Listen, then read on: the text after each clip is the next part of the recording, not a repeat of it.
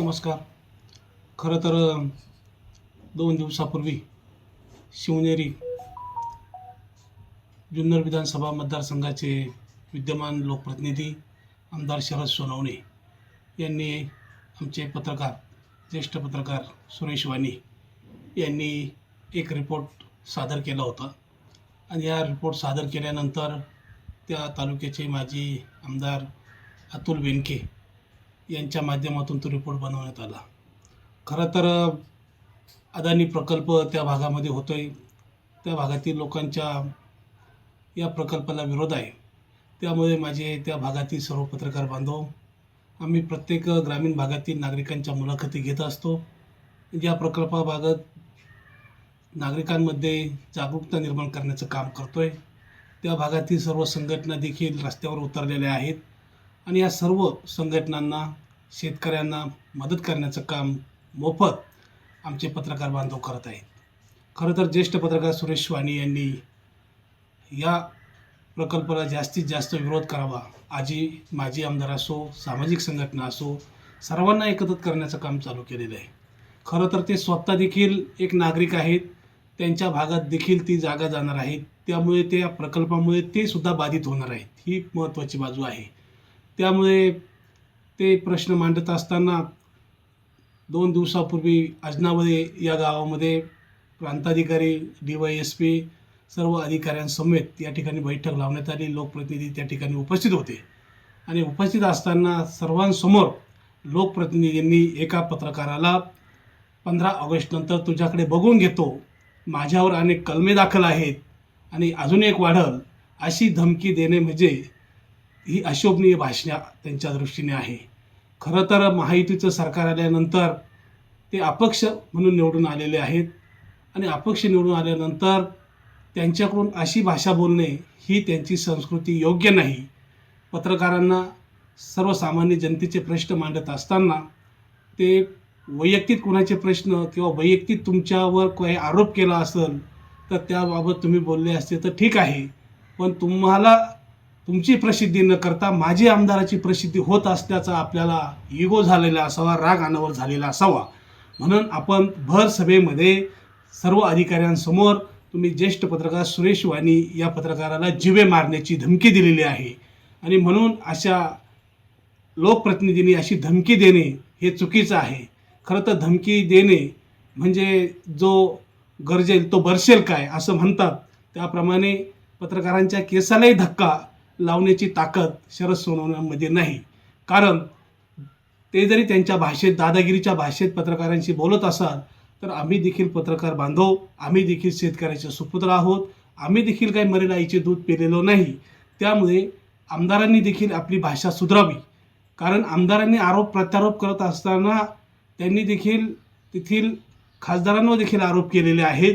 हा त्यांचा राजकीय भाग असू शकतो, पण पत्रकाराला भर सभेमध्ये जिवे मारण्याची धमकी देणे हे अशोभनीय आहे. याचा आम्ही महाराष्ट्र राज्य पत्रकार संघ, महाराष्ट्र राज्य मराठी पत्रकार संघ, राज्यातील सर्व पत्रकारांच्या वतीने निषेध करतो आणि शरद सोनवणे यांना आव्हान करतो, आपण ज्या धमक्या देतात या धमक्या शिळ्याकडीला होत आलेल्या आहे. आपला इगो हर्ट होत आहे. कारण या अगोदर देखील या लोकप्रतिनिधींनी पत्रकारांना दांडके याबाबत देखील अशी अवहेलना केली. त्यांना बोलण्याची भाषा योग्य नाही. आम्ही लोकप्रतिनिधी मानतो, जनतेतून तुम्ही निवडून आलेले आहात, 288 आमदारांमध्ये तुम्ही आहात. त्यामुळे माजी आमदार आम्हाला काही घेणं नाही.